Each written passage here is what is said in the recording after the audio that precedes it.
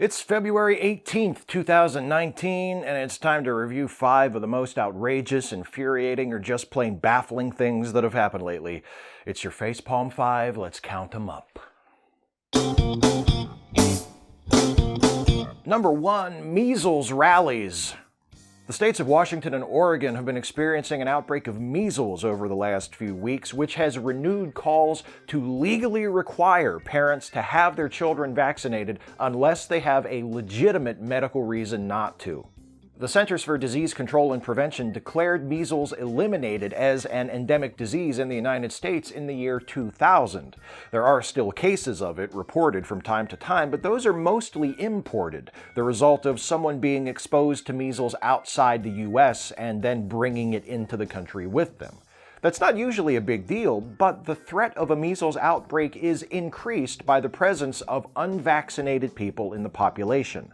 The current measles outbreak is centered in Clark County, Oregon, which has one of the highest rates of vaccine exemptions in the country.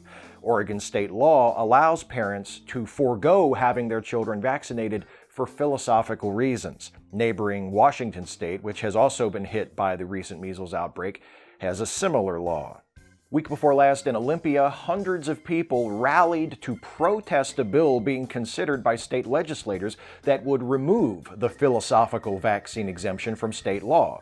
One of the protesters told CBS News that she opposed the bill because she didn't feel she was putting her child at risk by not having them vaccinated for measles. Here's the thing though, that protester is wrong. Measles is an extremely contagious and, especially for young children, an extremely dangerous disease. The measles vaccine, on the other hand, has repeatedly been shown to be safe and effective. In 1980, over 2.5 million people worldwide died of measles. In 2014, after decades of vaccination initiatives, the number of global deaths due to measles was around 73,000. Most people who die from measles are children under the age of 5. The vaccine prevents measles and is safe for the overwhelming majority of people who receive it. It protects them, and it protects everyone else, including those who can't get vaccinated for legitimate reasons.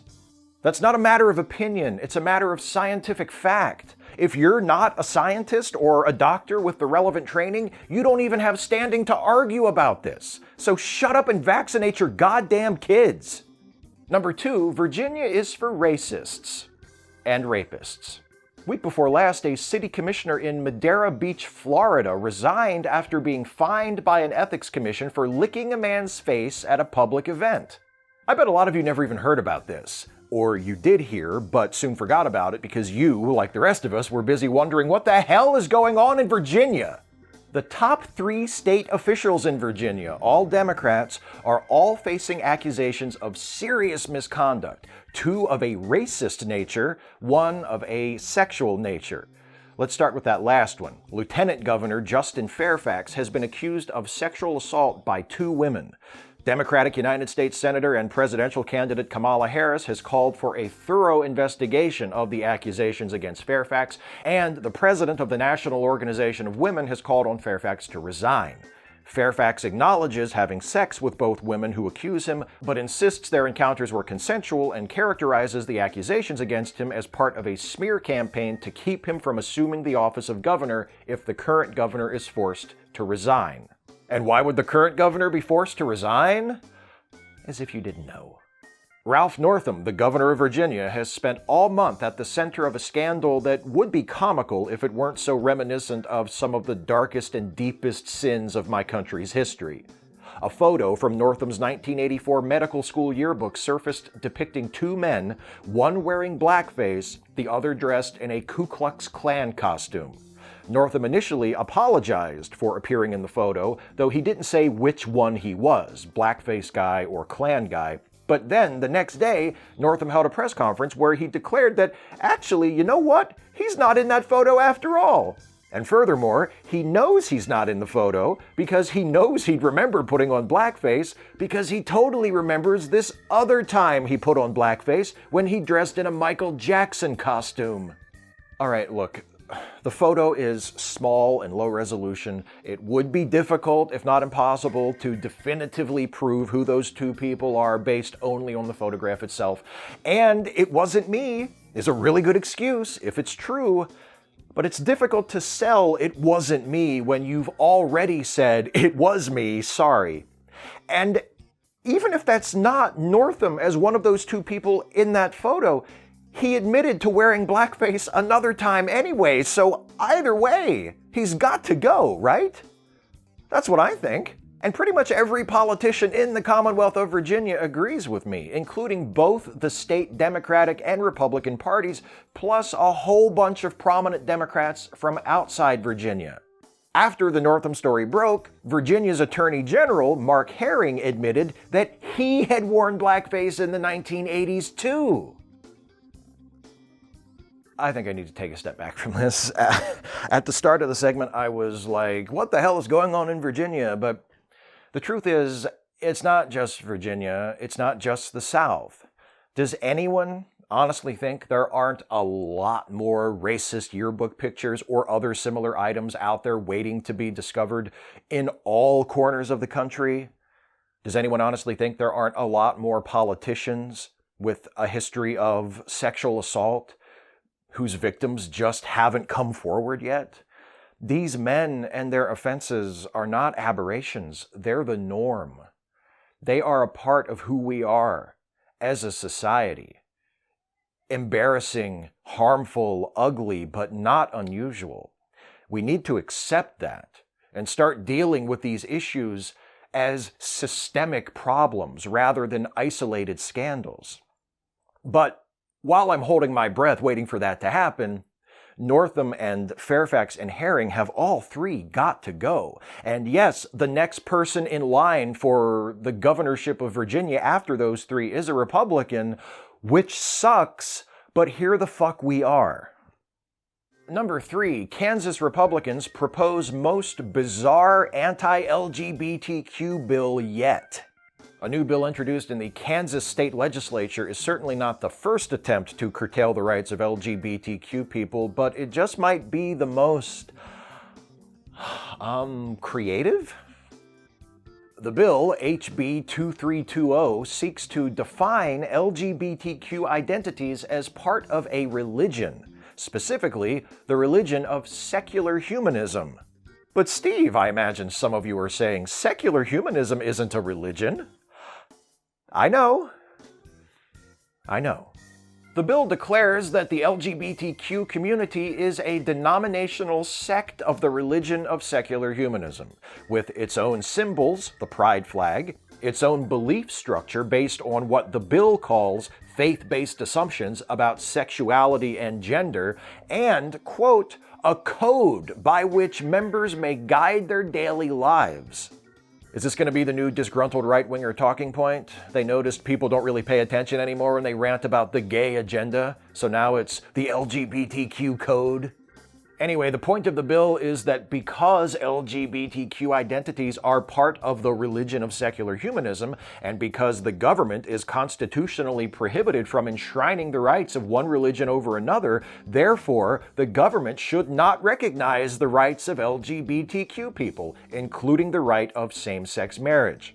Trying to marginalize LGBTQ people by arguing that being forced to recognize their rights marginalizes those who reject the, quote, religious orthodoxy of secular humanism. It's audacious, I'll give them that. Sure, one of the defining aspects of secular humanism is that it's not a religion, and sure, if having an LGBTQ identity means you're part of a religious denomination, then we are all part of a religious denomination, because even those of us who aren't LGBTQ have sexual orientations and gender identities. My orientation is heterosexual, and my gender identity is cis male. I mean, these are concepts that were created to describe traits that we all have in one form or another. To deny that would be like saying only redheads have hair. The rest of us are just normal. And if you argue that hair is a common human trait and people deserve equal rights under the law no matter what color their hair is or what style in which they choose to wear it, you're asking the government to endorse the dogma of your religion, which is no less preposterous than what the authors of HB 2320 are actually saying. Wow. Number 4, clergy sex abuse. It's not just for the Vatican anymore. Chin up, Catholics. Your church is still complicit in centuries of sexual abuse, but at least it's not the only one. An article published last week in the Houston Chronicle, the first of a series, describes the widespread problem of sex abuse in Southern Baptist churches. According to the article, nearly 400 Southern Baptist leaders have been accused of sexual misconduct since 1998. The total number of victims is over 700. The Southern Baptists are the largest Protestant Christian denomination in the United States and the second largest Christian denomination overall after the Catholic Church. The investigation by journalists from the Chronicle and the San Antonio Express-News found evidence that dozens of people with histories of sexually predatory behavior, including some who had been required to register as sex offenders, were able to find work at Southern Baptist churches, some as pastors. The reporters interviewed victims who told them about leaders of the Southern Baptist Convention who knew about the abuse but ignored it and sometimes acted to conceal it. The parallels to the Catholic Church's sex abuse scandal are obvious. A widespread problem known to many church leaders who did little or nothing about it, which was finally brought to light by journalists amplifying the voices of those who survived the abuse. It's tempting, particularly to many of my fellow atheists, to blame things like this on religion, but I don't think that's fair. I do think it's fair, however, to blame the deference we show to religious institutions, particularly to Christian ones in this country, for allowing things like this to happen so often and for so long. Churches and the people who run them are given the benefit of the doubt more frequently and with less consideration than any other institution in our society, with the possible exceptions of law enforcement and the military. That lack of oversight and that reluctance to think the worst of religious leaders, even when the evidence of their crimes has been piling up for decades, is something we urgently need to fix, for the sakes of the survivors of these abusers and for those who will be victimized in the future if we don't do more to stop it. Now it's time for the segment devoted to some of the other things Donald Trump has done recently to disgrace the presidency and embarrass and/or endanger the United States and the rest of the world. It's number 5, the further misadventures of Lord Dampnut. Please keep in mind, as always, the following is not a complete list. He delivered a State of the Union address that was full of lies and distortions, like every other Trump speech, but which also included disingenuous calls for unity and repeated demands that investigations into his presidential campaign and administration be abandoned, some of which bordered on threats. He renewed his racist attacks against Elizabeth Warren, calling her Pocahontas and tweeting what appeared to be a reference to the Trail of Tears, which is exactly the level of class I'd expect from someone who proudly declares that Andrew Jackson is his favorite president. He tweeted in response to, something, "Presidential harassment! It should never be allowed to happen again!" He mocked Senator and newly declared presidential candidate Amy Klobuchar for promising to fight climate change while delivering a speech during a snowstorm, because our dipshit president still doesn't know what climate change is or why it doesn't mean the end of snow. And he accepted a deal passed by Congress to keep the federal government from shutting down again, then went on to announce that he was declaring a national emergency, which could allow him to begin construction of his border wall without approval from Congress. Let's not race past the significance of this. I know everyone's been talking about it all weekend, but it bears repeating. The President of the United States has declared a national emergency in response to a crisis at the U.S.-Mexico border that does not exist. There is a humanitarian crisis at the border, but that's not the crisis Trump is responding to. That's the one he's responsible for. 2 weeks before Trump announced he would declare an emergency, Trump administration attorneys filed documents as part of a lawsuit brought by the ACLU where they conceded that thousands more migrant children were separated from their families as a result of the so-called zero-tolerance policy than the official estimates, and that reuniting them all with their families may be impossible since the Office of Refugee Resettlement does not have the resources to track down all those children. That's a situation Donald Trump is directly responsible for. That's an atrocity. That's the kind of thing they convene tribunals at The Hague to deal with. But that's not an emergency. Not to Trump, this abomination of a human being, never mind a president. But the most frustrating part of this is Trump knows his emergency declaration is bogus. He said so while he was announcing it. During his remarks in the Rose Garden announcing that he was declaring a national emergency, Trump said, "I don't need to do this," admitting that he could have continued to pursue other ways to get the border wall built, but he'd rather get it done faster. That's not an emergency. You're saying it's not an emergency. I know you're not smart enough to realize that's what you're saying, but that's what you're saying. You're telling us there is no emergency as you're declaring the... Okay, Facepalm's not going to do it for this one. I'm sorry. I need something other than a facepalm. Okay, this will just.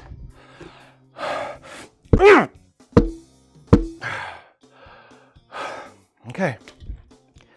All right, that'll do it. That's good. That's what it needed. I feel better now. All right. That's 5. Speak out, act out, resist. Look after each other.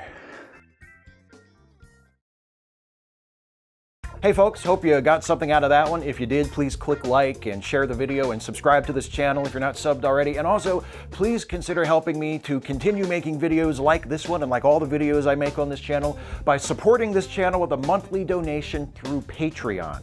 You can go to patreon.com/Steve Shives to become a patron for as little as $1 a month. And believe me, those $1 a month pledges really add up and help me out like you would not believe. But if you can afford it and you think I'm worth it and you pledge $5 a month or more, you get yourself a shout out at the end of the Facepalm 5, just like my newest $5 per month patron, Louis Tuhey. Thank you, Louis. Thanks to everybody who is a patron at whatever level you are pledging, however long you have been a patron. I could not do this without your support. I appreciate you so much. I appreciate all of you for watching, whether you're patrons or not. I appreciate all the support in whatever form it takes. Thank you so much for watching, and I'll see you next time.